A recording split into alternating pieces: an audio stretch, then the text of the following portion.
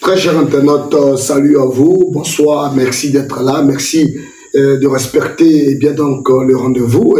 C'était prévu, comme indiqué dans le spot publicitaire, qu'on se retrouve bien donc à 19h pour épiloguer sur ce thème merveilleux, la vision de Patmos, qui a donc été prêchée, qui a donc été bien donc proposée par le possesseur de la deux portions, et bien donc au cours de cette semaine. Donc le dimanche, nous écoutions la vision de Patmos. Alors Dieu met sur mon cœur de revenir sur ce sujet pour essayer, n'est-ce pas, de rendre une petite conclusion qui ne va pas sortir du cadre de la parole. Nous allons demeurer, voyez-vous, et bien donc dans la pensée du Christ, parce que nous comptons sur lui, et c'est lui qui peut nous aider donc à demeurer dans les pages de l'Écriture. Alors, j'ai voulu dire moi ce temps pour moi, que vous sachiez que de l'an 95 à l'an 96, après la mort de notre Seigneur Jésus-Christ, l'apôtre Jean, le dernier disciple, et bien donc des disciples du Seigneur, voilà, a été accusé à tort et à travers, a été donc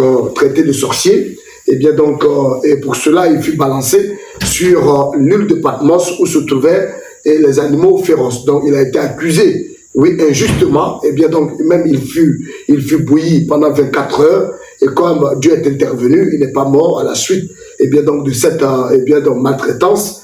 Il a été donc déposé sur l'île de Patmos de l'année 95 en l'année 96, et bien donc, après, et bien donc, la naissance, et bien après la disparition de notre Seigneur Jésus-Christ. Et c'est là-bas que Dieu va décider, voyez-vous, de se révéler à lui, de lui montrer eh bien, les choses à venir, ce qu'on appelle l'Apocalypse. L'Apocalypse qui veut dire les choses à venir. Donc Dieu va décider de se révéler à lui, de lui montrer un peu la condition eh bien, donc, de l'Église de la fin des temps, tout en passant déjà par la première Église qui a existé, et comment est-ce que l'Église s'est formée, comment Dieu a pu révéler sa divinité suprême à la première Église, et puis comment eh bien, donc, l'Église qui a reçu la divinité, comment est-ce que cette Église allait être attaquée, comment le diable allait s'infiltrer eh bien, donc, dans cette belle révélation qui venait d'être communiquée à la première Église, petitement, jusqu'à ce que eh bien, donc, l'apostasie soit installée et que le Christ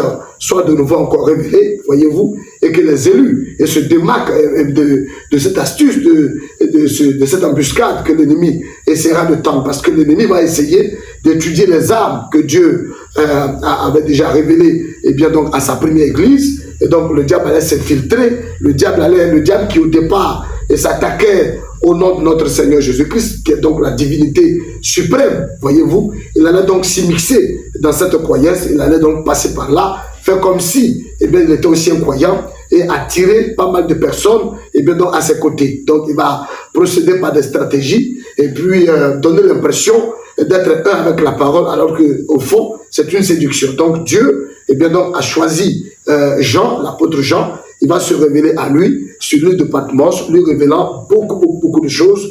Et bien donc aujourd'hui, nous venons et bien donc pour évoquer ce sujet, donc ce thème. Alors, chers internautes, quand nous écoutions et bien donc ce message intitulé Vision de Patmos, le Seigneur, de par l'entremise de son serviteur, William Branham, était en train de parler eh bien, du patron. Il a parlé du tissu de la pièce maîtresse. Donc, lorsque quelqu'un, un couturier, voudrait, comment on appelle ça, faire ressortir un modèle, donc il va se saisir du patron. Et puis, quand il se saisit du patron, il y aura donc du reste. Donc, le patron, eh bien, donc, c'est l'épouse de Christ qui part dans l'enlèvement. Et puis, le reste, c'est eh bien donc celle qui ne sera pas enlevée, mais qui passera par la tribulation. Donc, quand il a évoqué le sujet, il a parlé de cela. Donc, les 10 vierges, donc les 5 sages qui représentent l'Église qui part dans l'enlèvement. Donc, ça, c'est la pièce maîtresse, c'est le patron. Et puis, les 5 folles, c'est le reste de la sémence de la femme qui a gardé le commandement de Dieu et qui a le témoignage de notre Seigneur Jésus-Christ. Vous voyez que ça devient un peu compliqué. Si on pose la question à William Branham, qu'en est-il eh bien, des vierges folles, des 5 vierges folles? Et quand Branham répond pour dire que les 5 vierges folles sont le reste de la sémence de la femme qui a gardé les commandements de Dieu et qui a le témoignage de Jésus-Christ C'est dire que nous devons aller au fond de ce mystère qui était en train d'être révélé, et bien donc à Jean sur l'île de Patmos. Qu'est-ce qui s'est passé? Quand nous écoutons, quand nous suivons de près ce livre qui est mal jugé par le monde, parce que les gens doutent de l'Apocalypse, beaucoup ont peur de ce livre, parce que c'est un livre qui livre beaucoup de secrets, et bien donc concernant le Christ, concernant aussi également l'Antichrist, va jusqu'au chapitre 22. Et vous allez voir du chapitre 1, du chapitre 2, du chapitre 3, du chapitre 4, du chapitre 5, 6, 7, 8, 9, 10, 11, 12, 13, 14, 15, 16, 17, 18, 19, 20, 21, 22. Ça ne parle que des mystères qui n'ont pas été révélés d'avance. Donc, c'est des choses, donc, qui allaient être révélées, dans les jours à venir. Mais je tenais à vous révéler comme ça, je tenais à vous, excusez-moi, pour vous rappeler que comme Dieu est un Dieu souverain, tout ce qui était en train d'être révélé dans l'Apocalypse avait au préalable, j'allais apporter le correctif, avait au préalable été révélé d'une manière ou d'une autre à Daniel. Donc Daniel, et vous le connaissez très bien, le prophète Daniel. Le prophète Daniel avait d'avance vu ce que Paul, pour ne pas dire ce que Jean aussi allait voir, donc au cœur de l'Apocalypse. Alors très chers internautes, j'ai voulu tout de suite qu'on aborde la lecture de la parole, parce que c'est la vision de Patmos, donc qui va être évoquée, qui va être touchée, qui va donc être interprétée, parce que ça a déjà été interprété. Nous revenons pour reprendre ce que Dieu avait déjà expliqué. Donc regardez bien au chapitre 1, voyez-vous, il est dit révélation de Jésus-Christ que Dieu lui a donné pour montrer à ses serviteurs les choses qui doivent arriver bientôt, et qu'il a fait connaître par l'envoi de son ange à son serviteur Jean, lequel a attesté la parole de Dieu et le témoignage de Jésus-Christ, tout ce qu'il a vu. Heureux celui qui lit et ceux qui entendent les paroles de la prophétie et qui gardent les choses qui y sont écrites, car le temps est proche. Jean aux 7 églises qui sont en Asie, que la grâce et la paix soient données de la part de celui qui est, qui était, qui vient, et de la part des 7 esprits qui sont devant son trône, et de la part de Jésus-Christ, le témoin fidèle, le premier-né des morts et le prince des rois de la terre, à celui qui nous aime, qui nous a délivrés de nos péchés par son sang, et qui a fait de nous un royaume de sacrificateurs pour Dieu, son Père. À lui soit la gloire et la puissance au siècle des siècles. Amen. Voici, il vient avec les nuées, et tout œil le verra, même ceux qui l'ont percé. Et toutes les tribus de la terre se lamenteront à cause de lui. Oui, amen. Je suis l'alpha et l'oméga, dit le Seigneur, Dieu, celui qui est, qui était, qui vient, le Tout-Puissant. Et puis au verset 9, il a dit, moi Jean, votre frère, qui est pas donc avec vous à la tribulation et au royaume et à la persévérance en Jésus, j'étais dans l'île appelée Patmos à cause de la parole de Dieu et du témoignage de Jésus. Je fus ravi en esprit au jour du Seigneur, et j'entendis derrière moi une voix forte comme le son d'une trompette qui disait, ce que tu vois, écris-le dans un livre et envoie-le aux 7 églises, à Éphèse, à Smyrne, à Pergame, à Thyatire, à Sardes, à Philadelphie et à Laodicée, donc les 7 âges de l'église. Et bien donc je me retournais pour connaître quelle était la voix qui me parlait. Et après m'être retourné, je vis 7 chandeliers d'or. Donc très cher internaute, je suis ici pour vous dire que l'interprète divin est là, il est avec nous. Et bien donc il ne va pas nous laisser sur notre soif. Et bien donc voilà ça, je me retournais pour connaître quelle était la voix qui me parlait, et après m'être retourné, je vis 7 chandeliers d'or, et au milieu de 7 chandeliers, quelqu'un qui ressemblait à un fils de l'homme, vêtu d'une longue robe, et ayant une ceinture d'or sur la poitrine. Sa tête et ses cheveux étaient, comment on appelle ça, blanc, comme de la laine blanche, comme de la neige. Ses yeux étaient comme une flamme de feu. Ses pieds étaient semblables à de l'airain et ardent, comme s'il eût été embrasé dans une fournaise, et sa voix était comme le bruit de grandes eaux. Il avait dans sa main droite 7 églises, 7 étoiles. De sa bouche sortait une épée aiguë à 2 tranchants, et son visage était comme le soleil lorsqu'il brille dans sa force. Quand je le vis, je tombais à ses pieds comme mort. Il posa sa main sur moi, et il posa sur moi sa main droite en disant de grands points, je suis le premier et le dernier. Je suis le premier et le dernier. Et le vivant, j'étais mort, et voici je suis vivant au siècle des siècles. Je tiens les clés de la mort et du séjour des morts. Donc, très cher internaute, voilà, et bien donc la première lecture que nous sommes en train d'aborder, parlant, et bien donc de la vision de Patmos. Voyez-vous qu'il s'agit là de notre Seigneur Jésus-Christ qui donc, était en train d'expliquer les choses à venir, les choses qui allaient être révélées à Jean, donc sur l'île de Patmos. Il était en train de révéler ces choses et il a demandé à Jean de les écrire.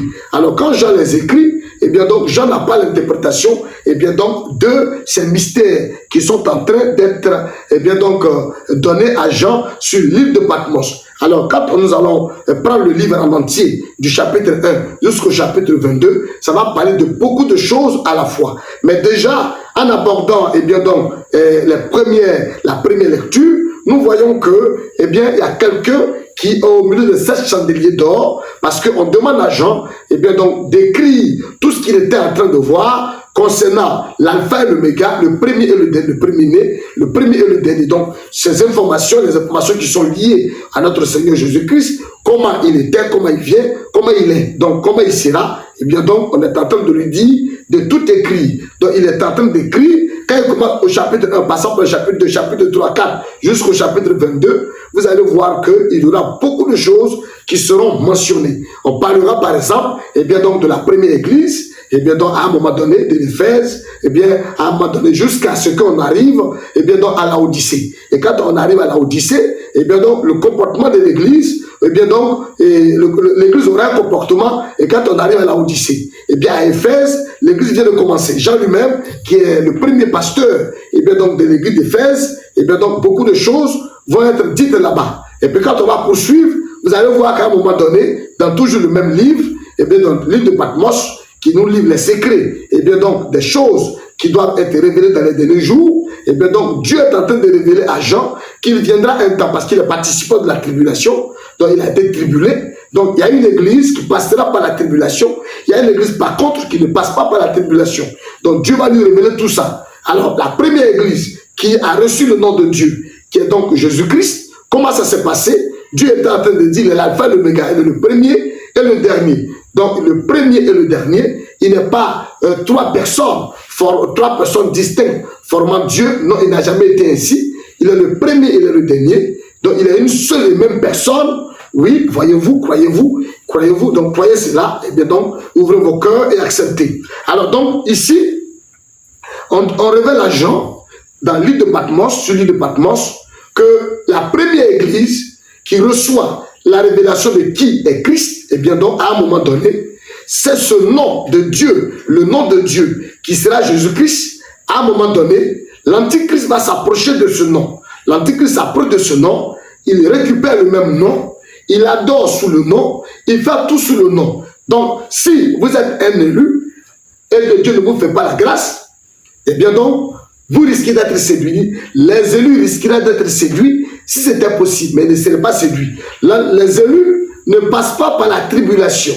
Oui, mais par contre, les vierges folles qui ne sont pas, donc, l'épouse, elles passent par la tribulation. Maintenant, regardez très bien, chers internautes. Vous voyez, Dieu, quand il vient, il doit demeurer au milieu de 7 chandeliers d'or. Il vient, en tant qu'un juge. Et quand il vient en tant qu'un juge, donc, sa personne sera révélée à Jean. Jean va voir un monsieur en robe. Il va voir un maître en robe. Jean verra Christ en robe. Bizarrement, nous savons pertinemment que dans cette Bible, quand Christ, qui est l'alpha, il se révélait devant le peuple juif, il n'avait jamais mis la ceinture, donc, voyez-vous, donc dans la poitrine. Dans la sacrificature, là-bas, au temps ancien, les juges portaient la ceinture au niveau de la taille. Mais ici, on est en train de montrer un être qui est au milieu de 7 chandeliers d'or. Cet être qui est au milieu de 7 chandeliers d'or ne peut être que le Christ. Or, Jean voit un monsieur qui est habillé en robe. Regardez très bien, chers internautes, je vous prie, avec tout ce que nous venons de lire, quand nous arrivons au verset 12, il dit, je me retournais pour connaître quelle était la voix et qui parlait. Et qui me parlait, et après m'être retourné, je vis 7 chandeliers d'or. Et au milieu de 7 chandeliers d'or, quelqu'un qui ressemblait à un fils d'homme. Quelqu'un qui ressemblait à un fils d'homme. Et vous savez, chers internautes, chers frères et sœurs du monde entier, pour vous qui êtes dans le message de William Marion Branham, vous savez comment Branham a abordé donc, le livre de l'Apocalypse. Il a été le seul sur cette terre à parler de l'Apocalypse en long et en large. Il est rentré dans les moindres détails. Il est parti du premier chapitre jusqu'au 22 chapitres. Il les a tous expliqués. Il a expliqué tous les chapitres donc, de l'Apocalypse. Au point que nous savons tous que son livre intitulé donc, La révélation des sept sceaux était disponible depuis toujours. Et nous savons depuis un certain temps, voyez-vous, ce livre est mis à la disposition de l'humanité tout entière. Il est le seul prophète qui a pu expliquer dans les moindres détails l'Apocalypse. Maintenant, voyez-vous, il parle encore donc, des sept âges de l'Église, et puis il prend l'initiative, parce que les sept âges de l'Église font partie, bien entendu, donc, de l'Apocalypse. Et puis aussi également, la révélation des sept sceaux fait partie de l'Apocalypse. Donc, l'exposé des sept âges de l'Église, les sept âges de l'Église sont contenus dans l'Apocalypse. Et dans l'Apocalypse sont contenus également les sept sceaux. Donc, les sept sceaux, donc, ce sont des voix qui viennent, donc, pour expliquer ces mystères. Donc, on va parler de tonnerre. Dans les tonnerres, Dieu utilise des voix, donc, il explique les mystères qui sont donc, contenus dans cette Bible. Donc, quand Dieu prend une voix à partir d'un messager, donc, il tonne. Quand il tonne, c'est une voix. Et cette voix représente la voix de Dieu. Et parce qu'il y a sept églises, il y a sept messagers. Dans cette église, sept messagers. Donc, on lui dit, donc, du premier âge jusqu'au septième âge, voilà ce que tu vas écrire. Donc, tu vas envoyer ça aux sept églises. Donc, Jean, il regarde, il ne fait qu'écrire. Mais il n'a aucune compréhension de ce qu'il est en train lui-même d'écrire.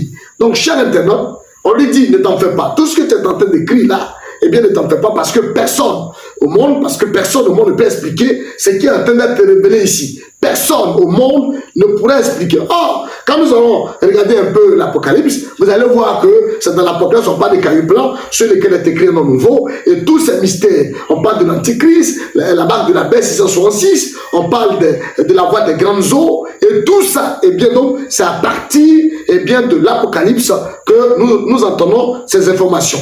Or, ces informations, dans les moindres détails, donc, sont expliquées par William Marion Branham. Voici que déjà, nous sommes sur l'île de Patmos. Je parle, donc, nous allons être dans notre message, nous allons demeurer dans le titre, dans le texte. Oui, ils l'ont mis dans l'huile, ils l'ont fait bouillir pendant 24 heures. Et après cela, il était intact. Oui, donc, comme si on ne l'avait jamais touché. Et donc, ils ont dit qu'il a ensorcelé la graisse. Donc, ils l'ont pris, ils sont le déposé, donc, sur l'île de Patmos, où régnaient les animaux féroces. Donc, très cher internaute, il va passer 2 ans pratiquement, de l'an 95 jusqu'à l'an 96. Dieu va prendre le soin de lui révéler avant sa mort. Il va prendre le soin de lui révéler, voyez-vous, tout ce qui était là. Il va lui dire d'écrire, même s'il n'a pas la révélation complète, il n'avait pas la révélation, donc de tout ce qu'il était en train d'écrire, mais Dieu était en train de lui révéler les choses, était en train de lui montrer les choses à venir. Oui, il n'avait pas la révélation de tout ce qu'il était en train d'écrire, mais Dieu lui montrait que ces choses devaient être écrites et être déposées là et être révélées en son temps. Donc, mais j'ai voulu attirer votre attention sur le fait que, parce que au verset 9 de l'Apocalypse chapitre 1, où cela on parle de l'île de Patmos, moi Jean, votre frère, qui n'est pas avec vous à la tribulation et au royaume et à la persévérance en Jésus, j'étais dans l'île de Patmos à cause de la parole de Dieu et du témoignage de Jésus. Ils l'ont persécuté déjà parce qu'il prêchait Jésus. Donc, ils l'ont balancé sur l'île de Patmos pour lui faire subir, et donc voyez-vous, une pression. Donc, on était en train de punir Jean parce qu'il croyait en Jésus-Christ. Chers internautes, j'ai voulu que vous sachiez que quand vous croyez la parole, regardez ce que vous subissez. Or, aujourd'hui, vous croyez en Jésus-Christ, vous êtes tranquille, personne ne vous exerce une pression, personne ne vous dit quoi que ce soit, et vous êtes là, rien ne vous arrive. Vous allez voir que ici, il est participant de notre douleur. Donc, la douleur que l'humanité va traverser, l'apôtre Jean est en train de dire que je suis aussi un participant de cette douleur.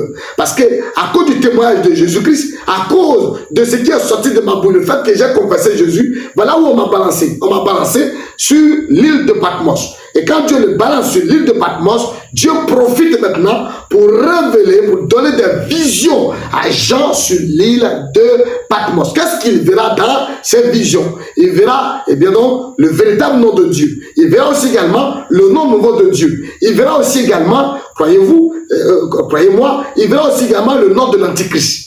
Il verra l'Antichrist, il verra un peu les manigances du diable. Il verra un peu comment le diable va glisser sous le nom de Jésus pour essayer d'attirer donc beaucoup de personnes à sa guise. Parce que le diable sait pertinemment que s'il ne vient pas étudier les arts, il ne vient pas aussi croire en Jésus, il ne pourra pas perdre beaucoup de personnes. Donc il va se charger du nom de Jésus à un moment donné et puis il va essayer de séduire le monde. Alors donc, très cher internaute, au chapitre 1 de l'Apocalypse, et quand on traverse le verset 9, et quand on arrive au verset 13, il est dit, au milieu de cette chandelier dehors, quelqu'un qui ressemblait à un fils d'homme, vêtu d'une longue robe. Alors, cher internaute, qui était cette personne? Qui était vêtue d'une longue robe, qui était au milieu de cette chandelier d'or, qui était semblable à un être humain, je vais répéter, et au milieu de cette chandelier d'or, quelqu'un qui ressemblait à un fils d'homme, vêtu d'une longue robe, ayant une ceinture d'or sur la poitrine. Comment pouvons-nous mettre une ceinture, donc, sur la poitrine? La poitrine, si la poitrine reçoit une ceinture, c'est qu'il s'agit là de quoi, cher internaute? Si la poitrine reçoit une ceinture, c'est qu'il s'agit de quoi? Parce que dans la sacrificature, nous savons qu'à l'époque, le sacrificateur, il mettait la ceinture au niveau de la taille.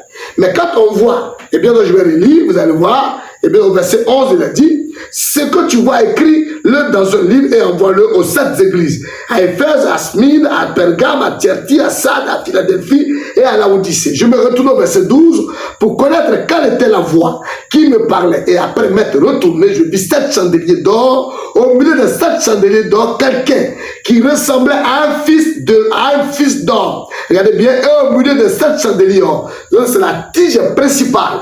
Cet homme qui est la tige principale est au milieu de 7 chandeliers d'or. Regardez, chers internautes, faisons très attention, regardez très bien. Et au milieu de 7 chandeliers d'or, quelqu'un qui ressemblait à un fils d'homme vêtu d'une longue robe et ayant une ceinture d'or sur la poitrine.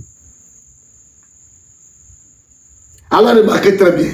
Sa tête et ses cheveux étaient blancs comme de la laine blanche, comme de la neige. Ses yeux étaient comme une flamme de feu. Chers internautes, j'ai voulu, dans un premier temps, je vous demande pardon. Ne jugez pas cela, mais je m'adresse au monde branhamiste. Dans un premier temps, parce que nous savons de quoi nous parlons, nous sommes dans la maison. Nous savons très bien, chers internautes, chers frères et sœurs du monde entier, parce que ça c'est encore plus qu'un enseignement, parce que c'est Branham qui enseigne les grands dossiers, qui donne les grands dossiers. Regardez très bien ici, chers internautes. Dans une des brochures intitulée, il y a ici quelqu'un qui peut allumer la lumière. Le fils de William Marabana. Parce que quand Dieu, dans Ésaïe, selon Ésaïe, excusez-moi beaucoup, 53, quand à partir d'Ésaïe 53, comme on appelle ça au verset 10, il a dit, il appelle l'Éternel de le briser par la souffrance après avoir livré sa vie. Parce qu'il est l'alpha et l'oméga, après avoir livré sa vie en sacrifice pour le péché, il verra une postérité et prolongera ses jours. Donc, il verra une postérité prolongera ses jours. Donc, la postérité de Christ, ce sont ses enfants. Alors donc, c'est pour vous dire que la postérité, si on veut parler de postérité, je crois bien que, si j'ai bonne mémoire, la postérité, comme vous le savez tous, la postérité, et dans Genèse 48, au verset 11, il a dit, Israël dit à Joseph, Israël dit à Joseph, c'est-à-dire Jacob, qui a été transformé en Israël. Il dit, je ne pensais pas revoir ton visage, et voici que Dieu me fait voir même ta postérité. Joseph les retira des genoux de son père, il se prosterna en terre devant lui.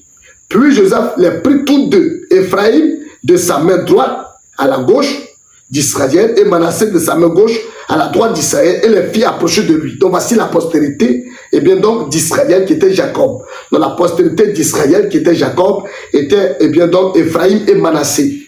Donc quand la Bible dit ici dans Ésaïe 53 à partir du verset 10, il a plu à l'Éternel de le briser par la souffrance après avoir livré sa vie en sacrifice pour le péché. Il verra une postérité et prolongera ses jours. Donc, la postérité, donc on dit Christ aura des enfants et vivra encore longtemps. Donc il a eu, et Branham a eu également, parce qu'on dit Joseph est le type parfait de Christ. Donc, on voit ici que le type parfait de Christ, on voit là-bas que Joseph a eu 2 enfants. Donc, Manassé et Ephraïm. Et quand Branham arrive ici avec la tête rasée, parce qu'il avait beaucoup de cheveux, et puis on l'a rasé les cheveux, on lui a donné un nom nouveau, Soft Panea, et puis il s'est marié, il a eu 2 enfants, donc il a eu une postérité, donc il a eu 2 enfants, donc Manassé et Ephraïm. Alors que Christ est le type parfait Joseph étant le type parfait de Christ, on a vu que quand, comment on appelle ça, Christ est allé se manifester, et bien donc en Orient, et il a été rejeté par ses frères. Donc les Juifs, Joseph même a été vendu en Égypte. Quand il a été vendu, a été en Égypte là-bas, et bien donc il a été élevé, et on lui a rasé les cheveux, il avait beaucoup de cheveux, et puis on lui a donné une femme, et il a eu des enfants. Donc aujourd'hui, en ce temps de la fin, nous remarquons que Christ, qui s'est manifesté devant le peuple juif, il s'est détourné d'eux, il a tourné ses regards vers nous. On voit William Branham qui arrive, et bien donc ses cheveux qui sont pratiquement rasés, donc les chauves, on le voit là, et bien donc il se marie, voyez-vous, spirituellement. Donc vous allez voir, donc il prend une épouse ici, spirituelle, qui le reçoit. Et puis vous allez voir, c'est comme c'est annoncé dans Isaïe 53 à partir du verset 10, il verra une postérité prolongera ses jours. Nous voyons que Branham, et bien donc, a eu, et bien donc, 2 garçons. Donc Joseph Branham et Billy Paul. C'est clair, la Bible est claire. Maintenant, si quelqu'un est incrédule, rempli de méchanceté, et qu'il veut discuter là-dessus, c'est son problème. Voilà, il est libre de raconter ce qu'il veut. Mais nous savons une chose, un scénario va se reproduire. Le temps de Noé se reproduira certainement. Mais pour l'heure, nous sommes en train de parler, et bien donc, de la vision de Patmos, parce que Jean est au cœur des animaux féroces sur l'île de Patmos. Il est livré là parce qu'il croyait en Jésus-Christ. Et la puissance qui l'accompagnait, ils ont voulu, et bien donc l'écraser, le tuer, le bouillir. Mais la puissance de Dieu était intervenue, et donc il est resté vivant. Et pour cela, ils l'ont balancé sur l'île de Patmos, là où il passa 2 ans. Alors donc, c'est pendant ces 2 ans que Dieu prit l'initiative de lui révéler, et bien donc, les choses à venir. Et dans tout ce que Dieu était en train de lui montrer, autant pour moi, j'attire votre attention sur le fait qu'il y avait un monsieur qui était semblable à un être humain au milieu des 7 chandeliers d'or. Oui, c'est lui qui parlait à Jean. C'était qui? C'était Dieu lui-même. C'était l'alpha et l'oméga. Et bien donc, la ceinture. La ceinture n'était plus au niveau de la taille, mais la ceinture était justement au niveau de la poitrine. Et alors, nous sommes toujours sur l'île de Patmos. Et bien donc, la ceinture, c'est-à-dire la ceinture qui est au niveau de sa poitrine, cher internaute, on dit qu'il était vêtu d'une longue robe. Alors quand Jean avait vu certainement un homme habillé en cravate, oui, habillé en veste, oui, il pouvait voir une longue robe, il pouvait aussi voir, et bien donc, la cravate dans la poitrine de cet être glorieux, et bien donc, que nous présentons. Alors, par image, je vais donc vous montrer, et bien donc, les 7 chandeliers d'or. Très cher internaute, nous sommes sur l'île de Patmos. Voilà les 7 chandeliers d'or que vous voyez là. Et juste derrière, au milieu, se trouve William Branham, parce que c'est écrit ici qu'il était semblable à un fils de l'homme. C'est clair, c'est clair. Il ne faudrait pas qu'on mélange l'écriture. Regardez bien Apocalypse chapitre 1, à partir du verset 13, il est dit, et au milieu de 7 chandeliers d'or, quelqu'un qui ressemblait à un fils d'homme. On dit à un fils, dans un être humain, quelqu'un qui ressemblait à un fils d'homme. Donc là, vous voyez là, le voici qui est là. Un fils d'homme vêtu d'une longue robe. Donc vous voyez Jean, vous voyez la cravate, et bien la veste de William Branham. Sa tête et ses yeux étaient blancs comme de la laine, blanches comme de la neige. Ses yeux étaient comme une flamme de feu. C'est pour ça que j'ai pris, pour exemple, la brochure intitulée « Il y a ici quelqu'un qui peut allumer la lumière ». Donc, dans la postérité de William Branham, le Christ, revenu en ce temps de la fin, son fils Billy Paul a fait un rêve, et dans le rêve, il pouvait voir son père, les yeux en flamme, avec les yeux en flamme de feu. Donc c'est de lui que l'Apocalypse est en train de parler ici. Oui, cher internaute, vous pouvez croire comme ne pas croire, mais je vais vous dire une chose. Un message court et rapide était prévu. Oui, un message court et rapide était prévu. Dieu avait prévu balancer un message court et rapide. Donc quand ça va passer, eh bien l'enlèvement aura lieu. Bientôt, nous quitterons la terre. Donc tous les secrets qui sont dans la Bible sont en train d'être livrés. Parce que vous allez voir que dans cette histoire de l'île de Patmos, il y a un livre ouvert, et et puis des livres seront ouverts. Tout ça, c'est pour le jugement. Et donc, l'airain, eh bien, donc, c'est le jugement. Et vous allez voir ici, vous allez voir, et ses pieds étaient semblables à de l'airain, comme il eût été embrasé dans une fournaise, et sa voix était comme le bruit de grandes eaux. Il avait dans sa main droite 7 étoiles. De sa bouche sortait une épée. L'épée, c'est la parole. Une épée à deux tranchants. Ça veut dire qu'il y a le pour et le contre. Donc, quand Branham va venir dans ce monde, il parlera. Et quand il parlera comme un être humain. À partir du moment où ici, on dit il est semblable à un fils d'homme. Donc, quand il va parler, et bien dans sa main de parler, ça va troubler le monde. Sachez que nous sommes toujours sur l'île de Patmos, là où Dieu donne des visions à Jean sur l'île de Patmos. Oui, Dieu va lui montrer, voyez-vous, quand on va arriver au chapitre même 3 de l'Apocalypse, parce qu'il y a beaucoup de choses qui sont écrites, on ne va pas rentrer totalement dans tous ces détails, mais on va vous faire ressortir le résumé, et bien donc de la vision de Patmos. La vision de Patmos, Dieu était en train de révéler tout ce qui va se produire, tout ce qui allait se produire, oui, dans les jours à venir, aussi de notre temps, voyez-vous. Donc, Dieu était en train de révéler tous ses secrets, oui, à Jean sur l'île de Patmos, sans qu'il ne sache clairement de quoi il était question. Donc, Dieu va révéler son secret, les choses qui doivent être totalement déballées au temps de la fin à Jean sur l'île de Patmos. Donc, il y aura des visions qui lui seront montrées pendant longtemps. Et alors, vous allez voir qu'il va voir un monsieur en robe avec une ceinture dans la poitrine. Regardez, c'est la cravate. Regardez, notre manière moderne de nous habiller. Nous mettons une cravate au niveau de la poitrine. Dans le bon vieux temps, la sanctificature, c'était là, au niveau de la taille. Mais quand on met au milieu ici, on n'a pas dit qu'ils sont beaucoup. Non. Regardez bien ici, je vais revenir. Regardez au chapitre 1 de l'Apocalypse, au verset 11. Ce que tu vois écrit dans un livre et envoie-le aux 7 églises, à Éphèse, à Smyrne, à Pergame, à Thyatire, à Sardes, à Philadelphie et à Laodicée. Donc tout ce qui va écrire là, il va envoyer aux 7 esprits, aux 7 églises. Donc chaque église aura sa part.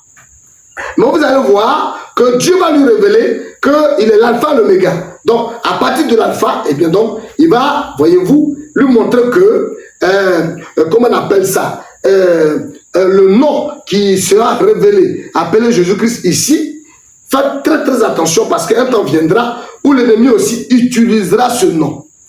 C'est pour ça que, cher internaute, Dieu n'a pas pris le nom qu'il était en train de révéler pour le sacrifice, il n'a pas pris une partie pour aller tisser alliance avec le père de la foi appelé Abraham. Parce qu'il savait déjà que ce nom appelé Jésus-Christ allait servir eh bien, donc d'expiation.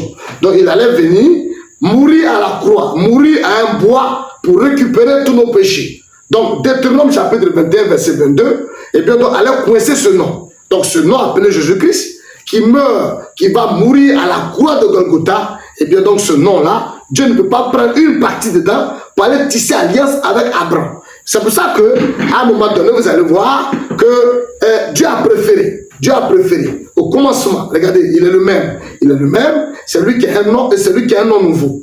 Donc il a un nom et puis il a un nom nouveau. C'est clair, il a un nom et puis il a un nom nouveau. Qu'est-ce qu'il a préféré faire? Il a préféré prendre le nom, son nom là, pour aller le déposer eh bien donc, à la croix comme eh bien donc, un garant. C'est pour ça que quand on prend Hébreu chapitre 7, voyez-vous, Hébreu chapitre 7 à partir du verset 22, il est dit, Jésus est par cela même le garant d'une alliance plus excellente. Jésus est par cela même le garant d'une alliance plus excellente. Donc, quand on va parler de l'Apocalypse, le premier verset du chapitre 1, révélation de Jésus-Christ, que Dieu lui a donné pour montrer à ses serviteurs les choses qui doivent arriver bientôt. Donc, révélation de Jésus-Christ. Donc, ce Jésus-Christ-là, on doit le tirer. On doit tirer le voile pour le montrer à nouveau au monde. Donc, il a un nom et puis il a un nom nouveau. C'est pour ça qu'au chapitre 2 de l'Apocalypse, parce que on ne va pas oublier chaque chapitre, chapitre 2, vous allez voir le nécessaire, la conclusion du chapitre, pratiquement la conclusion du chapitre 2. On va épiloguer sur le cas, et bien à partir du verset, et bien donc 17, chapitre 2 de l'Apocalypse, verset 17, que celui qui a des oreilles entende ce que l'Esprit dit, ce que l'Esprit dit aux églises. À celui qui vaincra, je lui donnerai de la manne cachée et je lui donnerai un caillou blanc. Et sur ce caillou est écrit un nom nouveau que personne ne connaît, si ce n'est celui qui le reçoit. Maintenant, remarquez très bien, quand on continue, à partir du chapitre déjà 3, Regardez bien, cher internaute. Il dit, écrit à l'ange de l'église de Sardes. On continue, on tombe au chapitre, au verset 7 de, comment on appelle ça, de l'église de Philadelphie. On va arriver à l'église de Philadelphie, dit, écrit à l'ange de l'église de Philadelphie. Voici ce que dit le saint, le véritable, celui qui a les clés de David, celui qui ouvre et personne ne fermera, celui qui ferme et personne n'ouvrira. Je connais tes œuvres parce que tu as peu de puissance. Tu as gardé ma parole, tu n'as pas renié mon nom. Donc le nom de Dieu, eh bien donc Jésus-Christ, eh bien donc il n'a pas été renié. Ils sont en train de parler, s'expliquer si clairement que le nom de Dieu qui est Jésus-Christ n'a pas été renié. Et il dit, tu n'as pas renié mon nom, j'ai mis devant toi une porte ouverte que personne ne peut fermer. Et puis il dit au verset 9 du chapitre 3 de l'Apocalypse, voici je te donne de ceux de la synagogue de Satan qui se disent juifs et ne le sont pas, mais qui mentent, voici je les ferai venir se prosterner à tes pieds et connaître que je t'ai aimé. Parce que tu as gardé la parole de la persévérance en moi, eh bien, je te garderai aussi à l'heure de la tentation qui va venir sur le monde entier pour éprouver les habitants de la terre. Donc, chers internautes, nous qui avons cru en Jésus-Christ, quand nous avons cru en Jésus-Christ, c'est bel et bien beau d'avoir cru en lui, mais Dieu, sachant très bien que ce nom-là allait être remplacé, allait être changé, il dit, tu as gardé mon nom, tu n'as pas renié ma parole, c'est vrai, mais à cause de la tentation qui va venir éprouver les habitants de la terre, on s'est dit que dans la vision de Patmos, quand Branham disait, ils ont posé la question, qu'en est-il des vierges folles? Sont-ils les brebis séparées des boucs? Sont-ils perdus, quelque chose comme ça? Il dit non. Il dit, les vierges folles sont le rêve de la sémence de la femme qui a gardé le commandement de Dieu et qui a le témoignage de Jésus-Christ. Donc, ça veut dire que si les vierges folles, eh bien donc, gardent le commandement de Dieu, c'est-à-dire quelqu'un vit correctement, il a la sainteté en lui, et puis il confesse Jésus-Christ. Branham dit, ce groupe-là, eh bien, ils sont faits pour passer par la tribulation. C'est ce qui a été expliqué dans le chapitre 3 de l'Apocalypse, comme c'est écrit dans la vision de Patmos, et bien donc, que Branham était en train d'expliquer là-bas. Dans l'Apocalypse chapitre 3, et bien donc, à partir du verset, voyez-vous, du verset 7, pour descendre au verset 10 d'un premier temps, il dit, écrit à l'ange de l'église de Philadelphie, voici ce que dit le saint, véritable, celui qui a les clés de David, celui qui ouvre et personne ne fermera, celui qui ferme et personne n'ouvrira. Je connais tes œuvres, voici parce que tu as peu de puissance, tu as gardé ma parole, tu n'as pas renié mon nom, j'ai mis devant toi une porte ouverte que personne ne peut fermer. Et puis il dit, voici je te donne de ceux de la synagogue de Satan qui se disent juifs et ne le sont pas, mais qui mentent. Voici je les ferai venir se prosterner à tes pieds et connaître que je t'ai aimé, parce que tu as gardé la parole de la persévérance en moi. Et bien il dit, je te garderai aussi à l'heure de la tentation qui va venir sur le monde entier pour éprouver les habitants de la terre. Et puis il dit, je viens bientôt. Retiens ce que tu as, avec que personne ne prenne ta couronne. C'est celle qui doit aller dans l'enlèvement. C'est celle qui doit échapper à la tribulation. C'est à elle qu'il est en train de s'adresser. Or, quand vous remontez en haut là-bas, il dit, voici parce que tu as peu de puissance, et tu as gardé ma parole, tu n'as pas renié mon nom. Donc le nom qui n'a pas été renié, c'est le nom de Jésus-Christ. Mais vous allez voir dans les explications en continuant, c'est comme si on ne connaissait pas ce nom. Le nom qui n'a pas été renié là. C'est comme si on ne connaissait pas le nom. Au point qu'au verset 11 du chapitre 3, il dit, je viens bientôt, retiens ferme ce que tu as, afin que personne ne prenne ta couronne. Au verset 12, celui qui vaincra, je ferai de lui une colonne dans le temple de mon Dieu, il n'en sortira plus. J'écrirai sur lui, maintenant regardez, j'écrirai sur lui le nom de mon Dieu. Donc Dieu est en train de dire à Jean que le nom, parce qu'il a dit, tu n'as pas renié mon nom. Mais c'est comme si maintenant on va écrire le nom de Dieu. Il dit, j'écris sur lui le nom de mon Dieu. Et puis il dit, et le nom de la ville de mon Dieu. C'est-à-dire le nom des croyants. Oui, le nom des croyants, le nom de Dieu, le nom du croyant. Parce que le croyant porte le nom de Dieu. Et puis il dit, et de la Nouvelle Jérusalem, par exemple, dit la Nouvelle Jérusalem, c'est l'épouse qui descend du ciel. Et puis il dit, voilà, la Nouvelle Jérusalem qui descend du ciel, d'auprès de mon Dieu. Et puis juste en bas, il dit, et mon nouveau nom, et mon nom nouveau. Et mon nom nouveau. Donc depuis là-bas, Dieu, celui de Patmos, était en train de révéler à Jean que Dieu aura un nom et puis aussi également un nom nouveau. Donc très cher internaute, j'ai voulu vous dire que l'homme qui était en train d'expliquer les choses à Jean, il avait une ceinture dans la poitrine. Et il était au milieu de 7 chandeliers d'or. J'attire votre attention sur ça dans un premier temps. Parce que Dieu était en train de nous révéler, était en train de révéler, de montrer à Jean que, eh bien donc, le nom de Dieu est Jésus-Christ.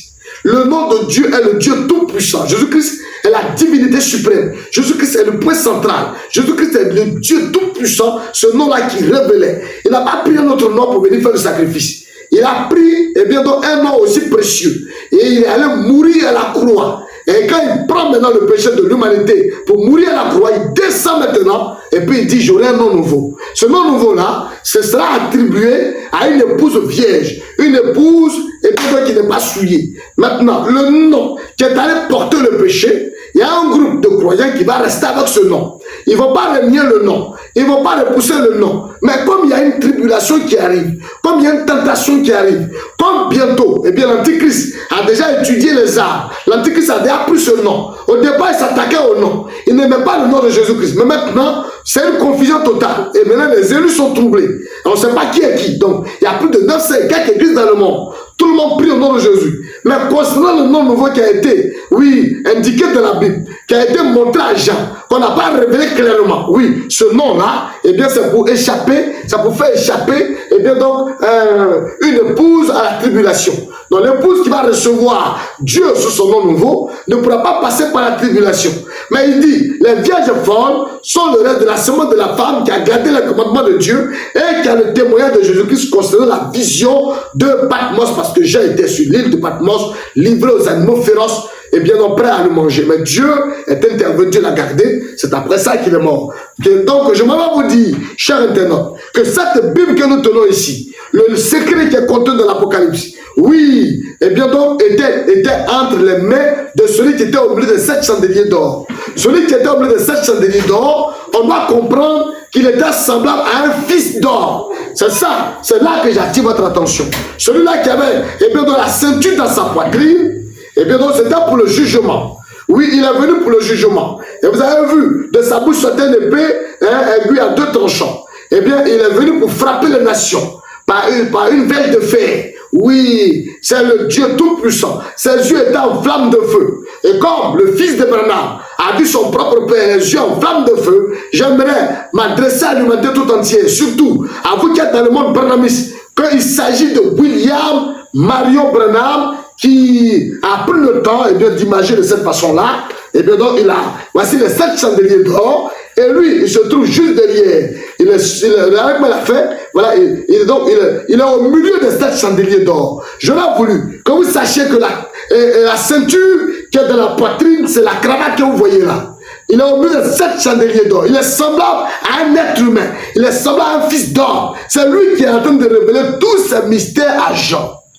Oui, très cher internaute, c'est Jésus-Christ lui-même, oui, qui s'exprime là, oui, croyez-moi.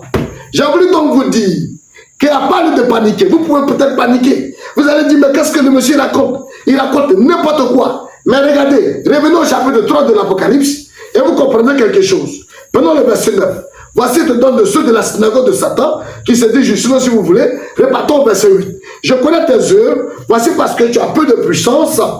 Parce que tu as peu de puissance, tu as gardé ma parole, tu n'as pas renié mon nom. J'ai mis devant toi une porte ouverte que personne ne peut fermer. C'est pour ça que Branham dit dans, comment on appelle ça? Et parce que c'est l'âge de Philadelphie, parce que juste après l'âge de Philadelphie, nous abordons l'âge de la Odyssée. Il a dit ici, voyez-vous, cet âge est celui de l'amour fraternel, l'âge missionnaire. La récompense était de devenir une colonne et la révélation de 3 noms. Donc il disait ici, je vois ça, puis on vient.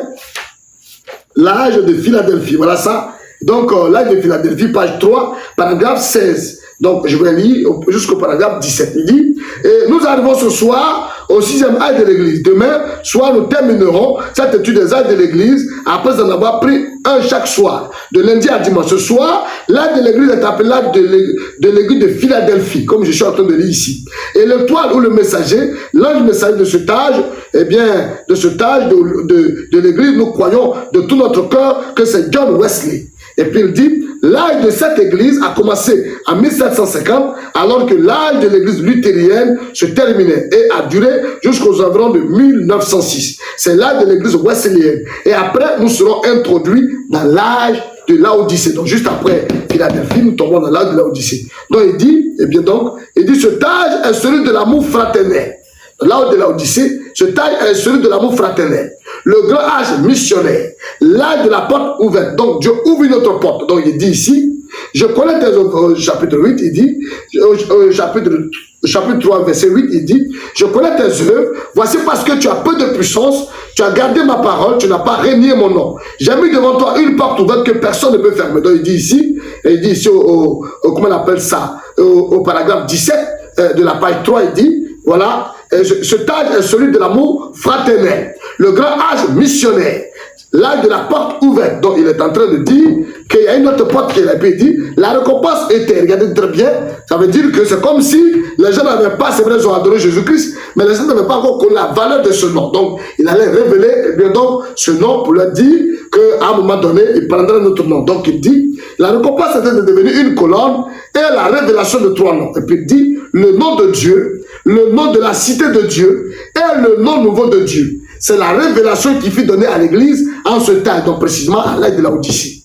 Et donc ce âge commence à Apocalypse chapitre 3, verset 7 et se termine au verset 13.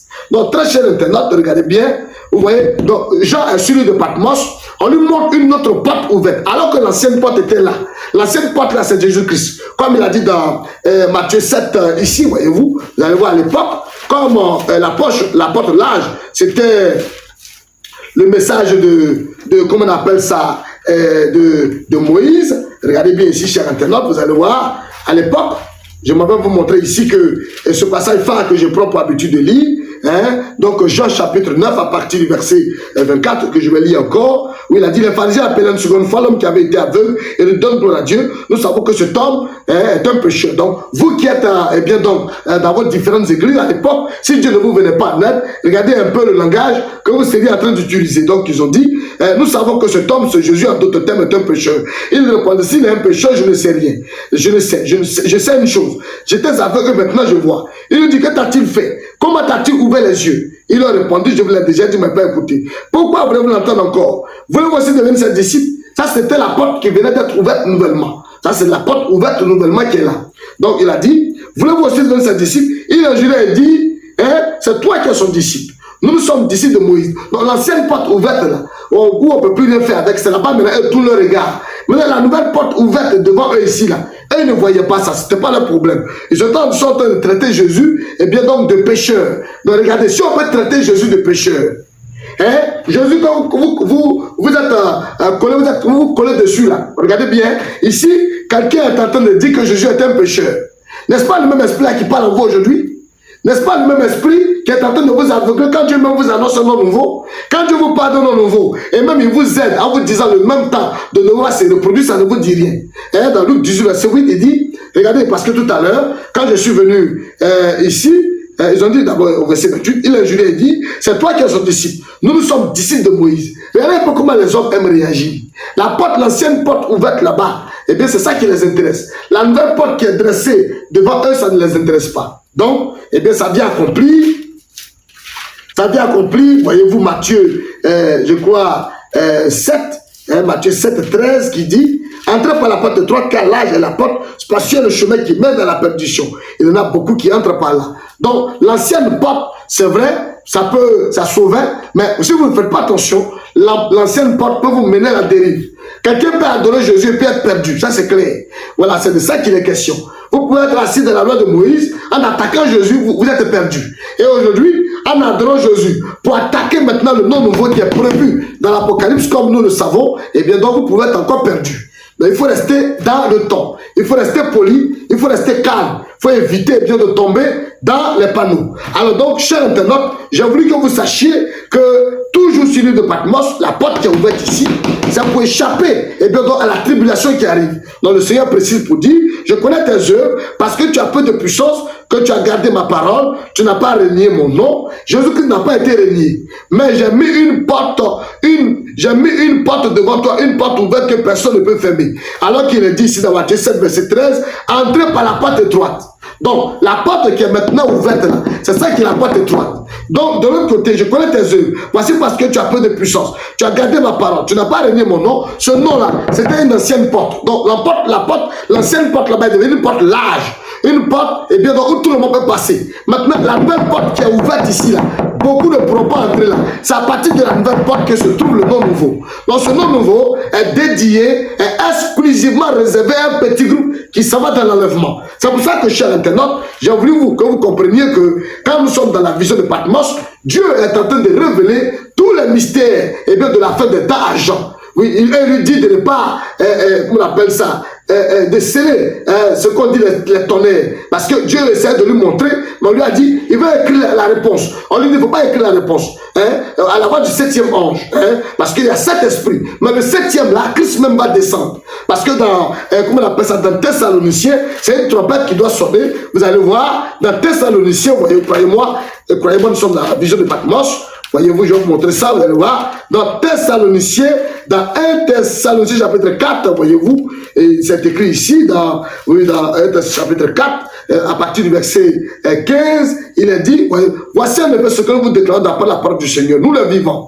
Restez pour l'avènement du Seigneur, parce que Paul voyait un peu les choses à venir. Donc Paul était aussi un visionnaire, au même titre que Jean. Au même titre que Jean, au même titre que Daniel, il avait aussi des visions. Il voyait dans l'avenir ce qui allait se passer. Donc regardez très bien, il dit, voici en effet, ce que nous vous déclarons d'après la parole du Seigneur. Nous le vivons. Restez pour l'avènement du Seigneur. Donc il y a des gens qui ne mourront pas jusqu'à ce que Christ vienne de cette façon-là. Comme indiqué dans Matthieu 24, 30. Alors le signe du Fils de l'homme paraîtra dans le ciel, et toutes les tribus de la terre se lamenteront, et elles verront le Fils de l'homme venant dans les nuées à puissance et grande gloire. Or ça, ce que vous voyez là, eh bien donc Dieu est en train de révéler aussi à Jean. Ça là, tout un le verra là. Dieu aussi est en train de montrer ça à Jean sur l'île de Patmos. Donc Dieu était en train de montrer ça à Jean. Donc regardez bien ici. Alors l'apôtre Paul dit, voici en effet ce que nous vous déclarons d'après la parole du Seigneur. Nous les vivants, restez pour l'avènement du Seigneur.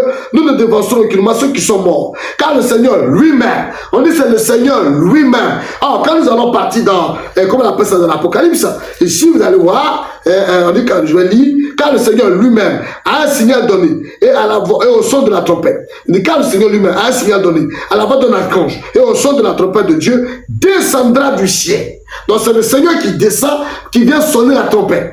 Donc il dit, et les morts en Christ ressusciteront premièrement. L'apôtre Paul qui parlait est mort. Ceux qui l'écoutaient sont morts. C'est toi et moi qui sommes restés vivants, et nous avons vu ça. Oui, la vision de Patmos. Regardez très bien ici. Alors il dit, ensuite, nous les vivants qui serons restés, nous serons tous ensemble, enlevés avec eux sur des nuées, à la rencontre du Seigneur dans les airs.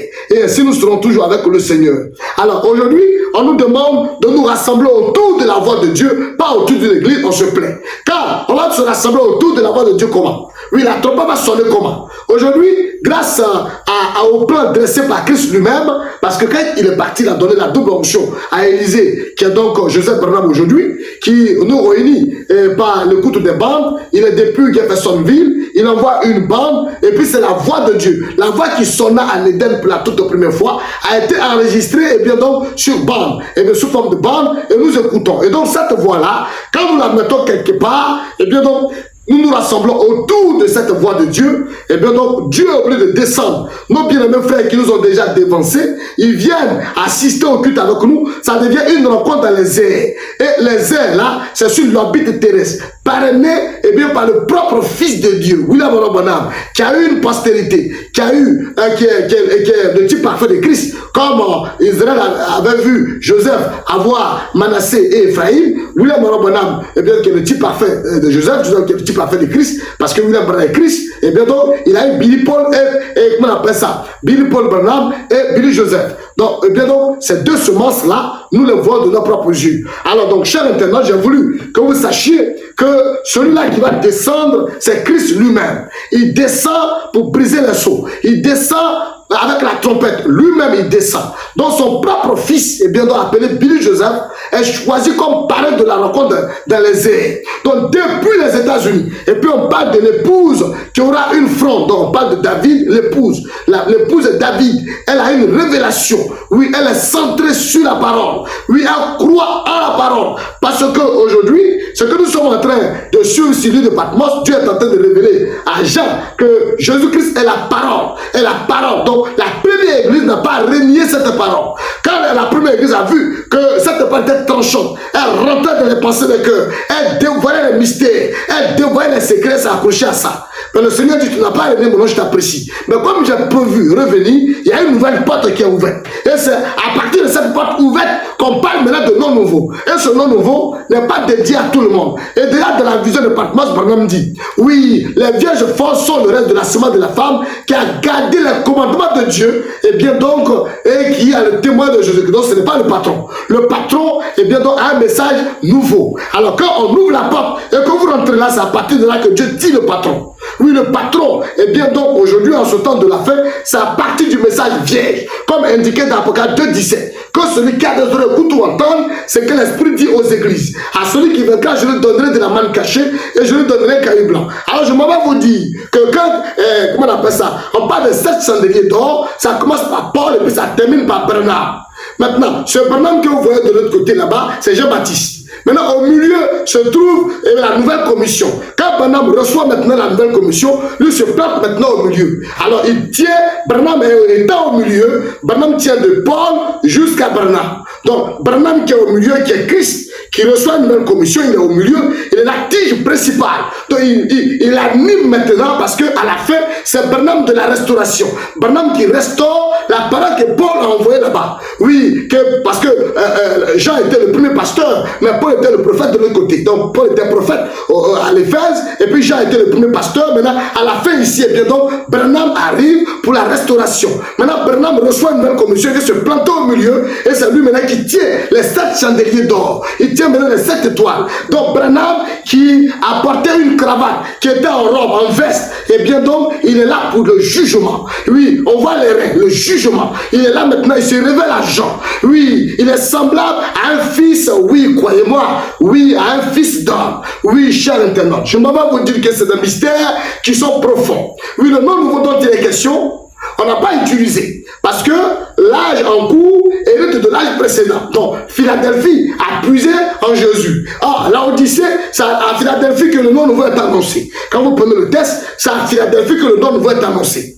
Et comme dit Philadelphie, on rentre maintenant dans Laodicée. Et comme l'âge en cours hérite de l'âge précédent, Laodicée va hériter maintenant de l'âge précédent qui est Philadelphie, là où le nom nouveau était proposé. Donc c'est à Laodicée qu'on utilise maintenant le nom nouveau, cher internaute, chers frères et sœurs du monde entier. Vision de Patmos. Dieu a révélé, oui, à Jean, comment est-ce que le diable allait aussi croire en Jésus-Christ. Le problème aujourd'hui, le Seigneur a dit, il s'élèvera de faux Christ et de faux prophètes qui viendront à mon nom. Dieu a révélé tout ça, il a montré tout ça à Jean sur l'île de Patmos. Vision de Patmos. La vision. Il voyait les choses à venir. Il voyait une petite église, oui, qu'elle a apparaître à Yamsoukro. Il voyait une petite église qu'elle a apparaître un peu partout dans le monde entier. Il voyait une minorité. Il voyait exactement le temps de Noé, qu'elle allait se reproduire. Il a vu la détresse, oui, qu'elle allait créer le monde entier. Il a vu que les gens allaient négliger les promesses que Dieu a faites. Parce que ce sont de belles prophéties, ces visions-là étaient les belles prophéties que Dieu était en train de révéler, et bien donc, était en train de montrer à Jean sur l'île de Patmos. Donc, sur l'île de Patmos, les secrets ont été livrés. S'il n'y avait pas eu Jean, on n'aurait même pas su que Dieu avait premier nom nouveau. Mais avec la présence de Jean, on a vu que la première église n'a pas régné le nom Jésus-Christ, c'est vrai, mais une autre porte avait été ouverte. Chers internautes, chers frères et sœurs du monde entier, prenez au sérieux. Apocalypse 2,17. Apocalypse 3, verset 11 à 13. Que celui qui a des oreilles pour tout entendre, c'est que l'Esprit dit aux églises. À celui qui vaincra, je lui donnerai de la manne cachée. Je lui donnerai un caillou blanc, sur lequel est écrit un nom nouveau, que personne ne connaît, si ce n'est celui qui le reçoit. Et puis, au chapitre 3 de l'Apocalypse, verset 11 à 13, je viens bientôt, retiens ferme ce que tu as, afin que personne ne prenne ta couronne. Celui qui vaincra, je ferai de lui une colonne dans le temple de mon Dieu. Dans le temple de mon Dieu, n'en sortira plus. J'écrirai sur lui le nom de mon Dieu, le nom de la vie de mon Dieu, de la nouvelle Jérusalem qui descend du ciel auprès de mon Dieu, et ainsi que mon nom nouveau. Il est l'alpha et l'oméga. Oui, il est l'alpha et l'oméga, mais regardez, étant l'alpha et l'oméga, en principe, si Dieu ne devait pas changer de nom, pourquoi Dieu a-t-il changé de nom? Parce que le nom Jésus devait aller porter, comme je l'ai dit tout à l'heure, eh bien, porter nos péchés. Donc Jésus étant le même garant, eh bien, je vais donc montrer ici que dans 2 Corinthiens, on va toujours revenir sur le même sujet. 2 Corinthiens chapitre 5 verset 21. Celui qui n'a pas connu le péché, il a fait devenir péché pour nous, afin que nous devenions en lui justice de Dieu. Et vous voyez, comme il allait prendre le péché depuis la croix, il avait vu, il n'a pas pris US pour aller tisser alliance avec Abraham. Bien qu'il soit l'alpha et l'oméga, il a regardé, il a trouvé que son nom original, sans arrêt, sans limite, Parce que Christ va remettre l'autorité à celui qui est Dieu et Père, comme indiqué dans 1 Corinthiens chapitre 15, verset 24. Vous allez voir, c'est écrit ici, 1 Corinthiens 15, verset 24. Ensuite, viendra la fin, quand Christ remettra le royaume à celui qui est Dieu et Père. Donc, celui qui est Dieu et Père ici, là, voyez-vous, c'est lui qui allait donner 3 lettres de son nom à Abraham. Regardez bien ici, vous allez voir, c'est à partir de son nom, parce que son nom règne. Donc, c'est à partir de son nom qu'on a tiré 3 lettres pour aller donner à Abraham, comme indiqué dans Genèse 17. Le nom d'Abraham changeait en celui d'Abraham. Lorsque Abraham fut âgé de 99 ans, l'Éternel apparut à Abraham et lui dit, je suis le Dieu Tout-Puissant. Regardez bien. Le Dieu Tout-Puissant, regardez ce qu'il décide. Il dit, marche devant ma face et sois intègre. J'établirai mon alliance entre moi et toi et je te multiplierai à l'infini. Regardez, et puis Abraham tomba sur terre, sur sa face de l'ouest, et Dieu lui parla en disant, voici mon alliance. On tombe verset 5. Alors il dit, on ne t'appellera plus Abraham. On ne t'appellera plus Abraham, mais ton nom sera Abraham. Car je te rends père d'une multitude de nations. Je te rends père d'une multitude de nations. Verset 5. On ne t'appellera plus Abraham, mais ton nom sera Abraham, car je te rends père d'une multitude de nations. Or, quand je reviens dans 1 Corinthiens 15, verset 24, il est dit, ensuite il viendra la fin, quand Christ remettra à celui qui est Dieu et Père. Donc, celui qui est Dieu et Père, c'est lui qui est en train de tisser alliance ici, il a dit, on ne t'appellera plus Abraham, mais ton nom sera Abraham. Oui, car je te rends père d'une multitude de nations. Donc, regardez, quand son nom sera au ciel, parce que tout simplement, au verset 1 ici, il est dit, oui, lorsqu'Abraham fut âgé de 99 ans, l'Éternel apparut à Abraham. Donc, c'est l'Éternel qui vient donner 3 lettres de son nom pour tisser alliance.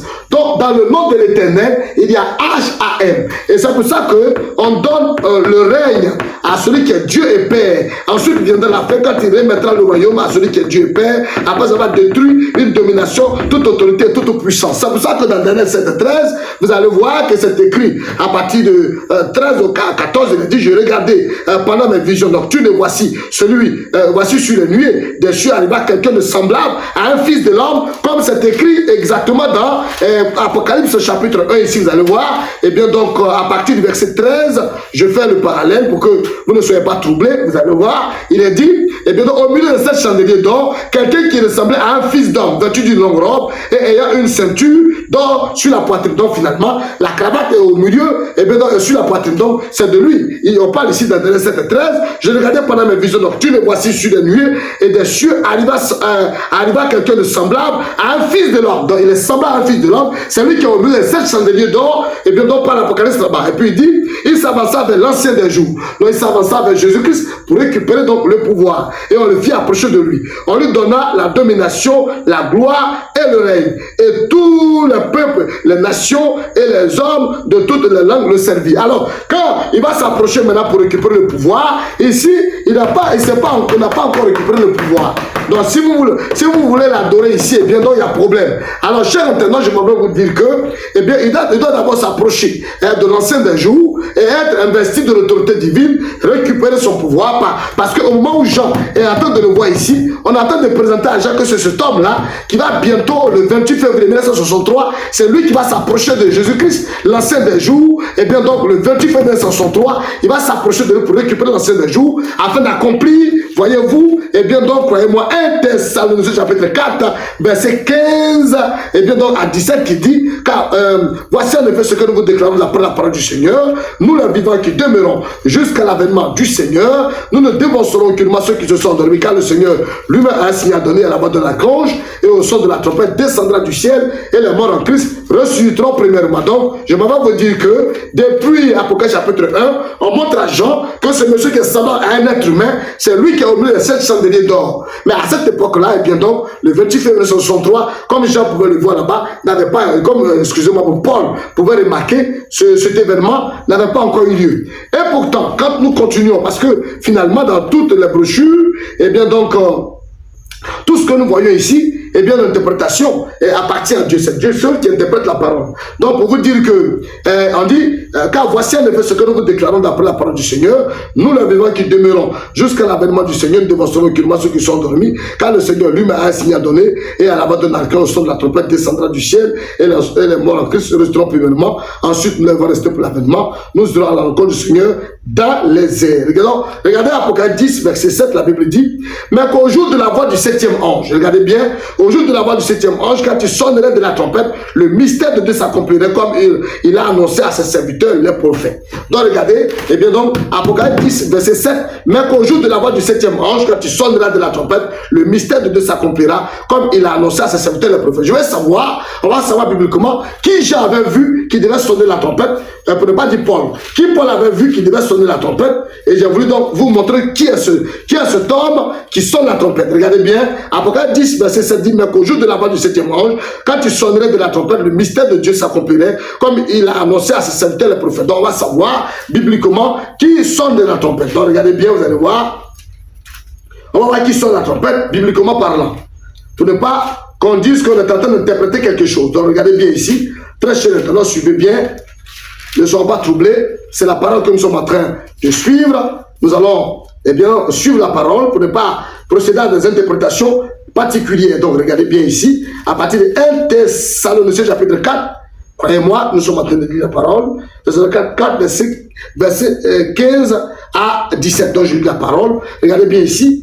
Car voici en effet ce que nous vous déclarons d'après la parole du Seigneur. Nous les vivants. Respect pour l'avènement du Seigneur, nous ne dévocerons pas ceux qui sont morts. Car le Seigneur lui-même, écoutez bien, car le Seigneur lui-même a un signal donné et à la voix d'un archange et au son de la trompette, descendra du ciel les morts en Christ ressusciteront premièrement. Donc regardez, c'est ce que Paul a vu ici.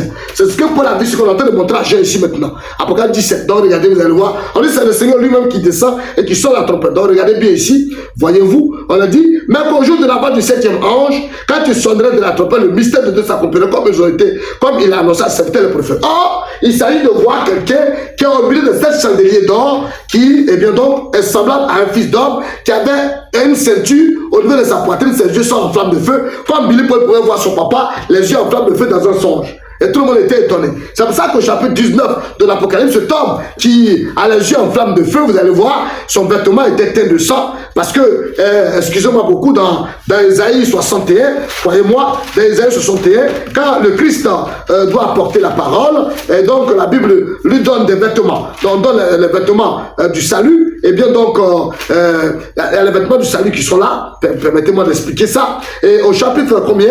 Au chapitre 61, voyez, vous allez voir, pour la proclamation des différents saluts, des deux saluts, vous allez voir, il dit, je me réjouirai à l'Éternel, mon âme sera ravie d'allégresse à mon Dieu, car il m'a revêtu des vêtements du salut. Donc les vêtements, on n'a pas dit, il m'a revêtu d'un vêtement du salut, mais il m'a revêtu des vêtements du salut, c'est une seule personne. Regardez bien, je me réjouirai à l'Éternel, mon âme sera ravie d'allégresse à mon Dieu, car il m'a revêtu des vêtements du salut. Donc ici, dans l'île de Patmos, on est en train de montrer que c'est la divinité suprême. Ce n'est pas beaucoup, ce n'est pas 3 personnes, c'est une seule personne, c'est l'esprit, la personnalité de Dieu, la personnalité de Dieu. Maintenant, cette personnalité de Dieu a des vêtements. Et le vêtement, la personnalité de Dieu a un vêtement. Son premier vêtement est annoncé au chapitre 62 d'Ésaïe que je vais lire. Pour l'amour de Sion, je ne me tairai point. Pour l'amour de Jérusalem, je ne prendrai point de repos jusqu'à ce que son salut paraisse comme l'aurore et sa délivrance comme un flambeau qui s'allume. Donc ça, c'est le premier vêtement que Dieu utilise avec Jésus-Christ. Donc Jésus-Christ, c'est le premier vêtement du salut. Maintenant, on fait une transition au verset 2. Alors les nations verront ton salut.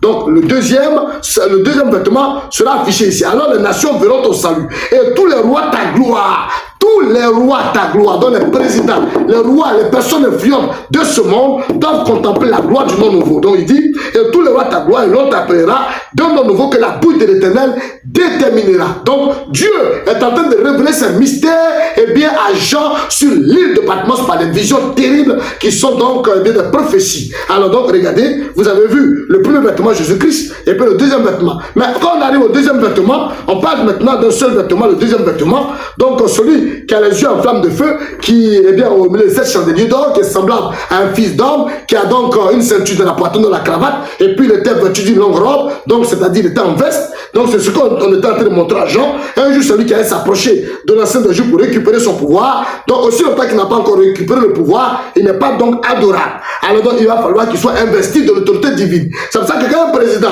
est élu, sans l'investiture, il n'est pas donc, il n'est donc pas, comment on appelle ça, à même d'exercer pleinement son ministère. Donc regardez très bien ici, Apocalypse chapitre 19, à partir du verset, croyez-moi, à partir du verset, je crois, 11, on va lire, Et on va voir l'identité de ce personnage. Alors regardez bien. Puis je vis le ciel ouvert, voici paru un cheval blanc. Celui qui le montait s'appelle fidèle et véritable. Il juge et combat avec justice. Donc c'est lui qui a parce qu'il est rein, c'est la justice. Donc c'est le jugement. Alors au verset 12, ses yeux étaient comme une flamme de feu. Donc comme vous pouvez voir ici dans, comment on appelle ça, au chapitre 1 toujours de l'Apocalypse, on a vu que Jean a vu cet homme. Et vous allez voir, comment on appelle ça, au chapitre 1 de l'Apocalypse, il pouvait le voir ici. Il a vu ici, il a dit, ouais, il a dit, oui, au verset 15, il a dit, excusez-moi, il dit, ses yeux, sa tête et ses cheveux étaient blancs comme de la laine, blanches comme de la laine. Ses yeux étaient comme une flamme de feu. Ses yeux étaient comme une flamme de feu. Donc, c'est le même qui est vu ici. Et donc, on va lire, on va descendre tout doucement au verset 13 de l'Apocalypse 19. Puis je vis le ciel ouvert, voici paru un cheval blanc. Celui qui le montait s'appelle fidèle et véritable. Et il juge et combat avec justice. Au verset 12, ses yeux étaient comme une flamme de feu. Sur sa tête était plus d'Éden. Il avait un nom écrit que personne ne connaît. Il avait un nom écrit que personne ne connaît, si ce n'est lui-même. Et puis il dit, et il était revêtu d'un vêtement teint de sang. Non, Apocalypse, Isaïe là-bas a dit, tu m'as revêtu d'un vêtement du salut.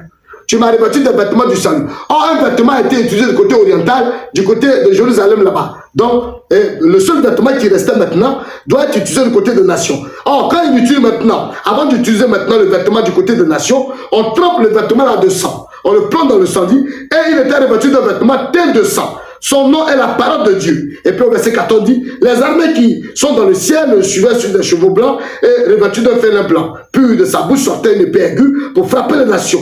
Il pètera avec une bergefeuille, il foulera la queue du verre de l'ardente colère du Dieu Tout-Puissant. Donc cet homme-là, c'est le Dieu Tout-Puissant. Et c'est ce Dieu Tout-Puissant-là qui a été annoncé dans Genèse 17. Vous voyez le Dieu, regardez le mot Dieu Tout-Puissant. Regardez bien, cher internaute, suivez bien. Au verset 15, je vais relire ça. De sa bouche sortait une épée aiguë pour frapper les nations. Il les pètera avec une verge de fer, il foulera la cuve du verre de l'ardente colère du Dieu Tout-Puissant, du Dieu Tout-Puissant. Donc, regardez bien, c'est lui qui, dans Genèse 17, on dit, au verset 1, lorsque Abraham fut âgé de 99 ans, l'Éternel apparut à Abraham et lui dit, je suis le Dieu Tout-Puissant. Donc, c'est le Dieu Tout-Puissant là, le même Tout-Puissant qui est ici, qui intervient, dit, et il avait son vêtement, et il avait sur son vêtement, le vêtement qui est teint de sang. Et il avait sur son vêtement, et sur sa cuisse, et il avait sur son vêtement, et sur sa cuisse, un nom écrit. Pourquoi le nom est écrit sur la cuisse? C'est dans la chambre. Pourquoi tout le monde ne peut pas comprendre le nom nouveau? Ce qui fait que le monde entier ne peut pas comprendre le nom, parce que le nom, eh bien, est sur la cuisse du mari. Donc, la seule personne qui peut avoir accès au nom, c'est la femme. L'épouse qui entre dans la chambre pour recevoir le nom de son mari. Et puis on dit, il avait son nom, il avait sur son vêtement et sur sa cuisse un nom écrit. Roi des rois et Seigneur des seigneurs. Celui-là qui s'appelle la parole, il est aussi roi des rois, il est aussi Seigneur des seigneurs. Or, dans cette brochure intitulée et l'exposé de cet art de l'église, où se trouve Branham, au milieu de 7 chandeliers, comme imagé, comme vous le constatez ici, comme imagé de cette façon-là, comme vous le constatez là, eh bien c'est lui qui, à l'introduction de ce livre, nous dira le texte est rédigé la première personne, car c'est un message de mon cœur adressé au cœur des gens. Nous avons pris soin d'écrire avec une majuscule tous les noms, types de pronoms, etc., relatifs à la divinité, ainsi que le mot Bible, écriture et parole. En effet, nous considérons que cette forme s'impose pour désigner la majesté, la personne de Dieu, sa sainte parole. Je prie Dieu de bénir chaque lecteur et que l'Esprit de Dieu éclaire chacun d'une façon toute particulière. Et puis on voit qu'il dira maintenant, au cœur de ce livre, il prendra l'initiative de dire, à la page 162, Branham dira ceci, regardez bien, il dira, la preuve qu'on a reçue le Saint-Esprit aujourd'hui est la même qu'à l'époque de notre Seigneur, c'est de recevoir la parole de vérité pour le jour où on vit. Jésus n'a jamais insisté sur l'importance des œuvres, comme il a fait sur l'importance de la parole. Il savait qu'ici les gens recevaient la parole, les œuvres seraient c'est biblique. Et puis il dit, oh, je savais qu'il allait y avoir un terrible abandon de la parole, de la parole de Pergame, d'Alain de Pergame, qui n'allait venir que 200 ans après la vision de Patmos. Donc, la vision de Patmos, regardez bien.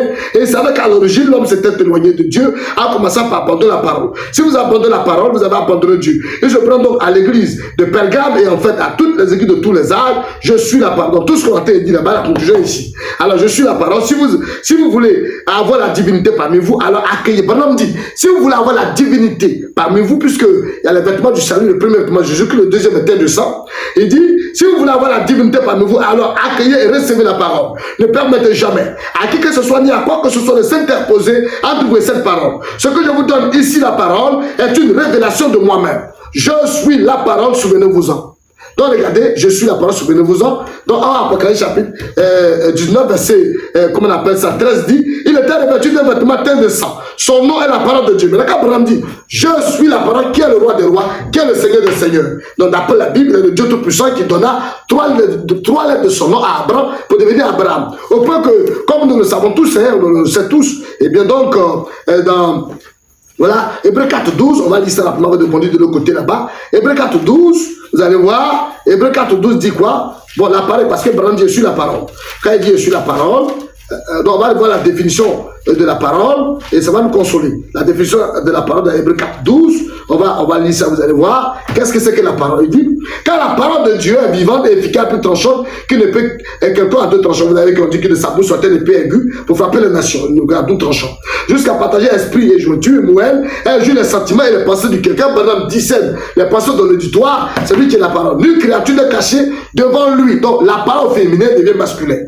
Donc on dit, mais tout est à nu et découvert aux yeux de celui à qui nous devons rendre compte. Donc c'est Abraham qu'on doit rendre compte. Voilà la parole. C'est pour ça que dans Matthieu 23, comme vous le savez tous, hein, Matthieu, je le lis éventuellement, je le lis chaque jour, je ne me trompe pas là-dessus, en tout cas c'est mon verset phare, et croyez-moi, je ne vais jamais abandonner ça. Et bien donc, Matthieu chapitre 23, à partir du verset, je crois, 9, hein, ça est là, on va voir, et la Bible dit, et n'appelez personne sur la terre votre Père, et n'appelez personne sur la terre votre Père, car quand tu prends soin de lui, tu l'as abaissé pour un peu de temps, au-dessous des anges, et tu l'as couronné de gloire et d'honneur, et bien donc il va apparaître comme ça, tu l'as couronné de gloire et d'honneur, voilà, et puis il dit, tu as mis toutes choses sous ses pieds, et en effet, voilà, il est habillé, il a la cravate et tout ça, donc, et puis il dit, tu as mis toutes choses sous ses pieds, en effet, en lui soumettant toutes choses, et bien Dieu n'a point laissé, Dieu n'a rien laissé qui ne lui fût soumis. Cependant, nous ne voyons pas encore maintenant que toutes choses lui soient soumises. Donc c'est ce qui arrive au monde entier, le monde qui n'a pas encore compris combien de fois Dieu a changé de mandat. Mais celui qui a été abaissé pour un peu de temps, au-dessous des anges, Jésus, nous le voyons couronné de gloire et d'honneur à cause de la mort qu'il a souffert, afin que par la grâce de Dieu, il souffrit la mort pour tous. Il convenait au verset 10, il convenait en effet que celui pour qui et par qui sont toutes choses, qui voulait conduire à la gloire beaucoup de fils élevés à la perfection par la souffrance, le prince de leur salut. Car celui qui sanctifie, regardez au verset 11, car celui qui sanctifie, et ceux qui sont sanctifiés sont tous issus de celui. Quand il dit frère Branham avait dit, c'est pourquoi il n'a pas honte de les appeler frères. Lorsqu'il dit, j'annoncerai ton nom à mes frères, je te célébrerai, qui veut dire, louer publiquement le Seigneur, au milieu de l'assemblée, je te célébrerai au milieu de l'assemblée, et voilà. Donc, cher internat, voilà un peu, et bien donc, la parole que nous sommes en train d'apporter. Donc, Christ qui est de nouveau introduit dans le monde, parce que le premier nom Jésus est abaissé au-dessous, et bien donc, de celui des anges. Alors, quand il est abaissé au-dessous de celui des anges, il doit donc apparaître ici. Donc, quand on va au Philippiens chapitre 2, verset 9, on dit, c'est pourquoi aussi Dieu l'a souverainement élevé, et lui a donné le nom qui est au-dessus de tout nom. Quand Jésus est mort à la croix, Dieu lui a donné un nom de celui, afin qu'au nom de Jésus, tous genou fléchissent dans les cieux, sur la terre, dans les cieux, sur la terre et sous la terre, et que toute langue confesse que Jésus-Christ est Seigneur à la gloire de Dieu le Père.